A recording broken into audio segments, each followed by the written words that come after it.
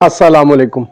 मौला मुत्तक़ियान मौला इमाम अली अलैहिस्सलाम नहजुल बलागा की हिकमत 218 में फरमाते हैं, दोस्त का हसद करना दोस्ती की खामी है। दोस्त परवरदिगार की बेशुमार नेमतों में से शानदार नेमत है। दोस्त और उसकी दोस्ती ये जब तक मुखलिस हो कायम रहती है और शानदार भी रहती है और एक नेमत भी रहती है।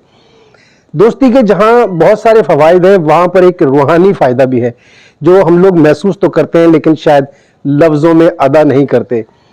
हम जब दोस्त से मिलते हैं, जब उससे मोहब्बत करते हैं, उसके साथ मुखलिस होते हैं, तो परवरदिगार हमें इनाम के तौर पर एक ख़ास किस्म की खुशी देता है, एक तस्कीन देता है, एक सुकून क़ल्ब हमें मिलता है जब हम उस दोस्त के साथ वक्त गुजारते हैं या उससे मिलते हैं या दोस्ती निभाते हैं।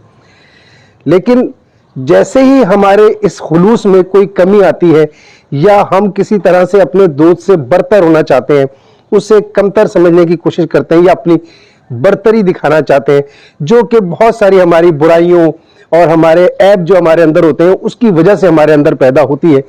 तो जब हमारे अंदर इस तरह की कोई आदत पैदा हो जाती है तो सबसे पहले जो हमसे नेमत छीन ली जाती है वो यही सुकून, यही इत्मीनान और यही खुशी का एहसास है जो हमसे छीन लिया जाता है और इंसान हसद करने लगता है।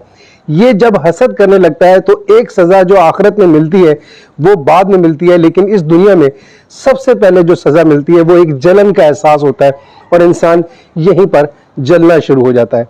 अब उसकी जो ये हसद की आदत है तो वो उस दोस्त को कमतर करने की कोशिश में लग जाता है और यूं वो एक दुनिया की बहुत अच्छी नेमत और शानदार नेमत दोस्त और उसकी दोस्ती को खो बैठता है। और ये दोस्ती की सबसे बड़ी खामी यही है कि इंसान अपने उस दोस्त के साथ मुखलिस ना हो और उसके लिए बुराई का ख्याल दिल में लेकर आए। शुक्रिया।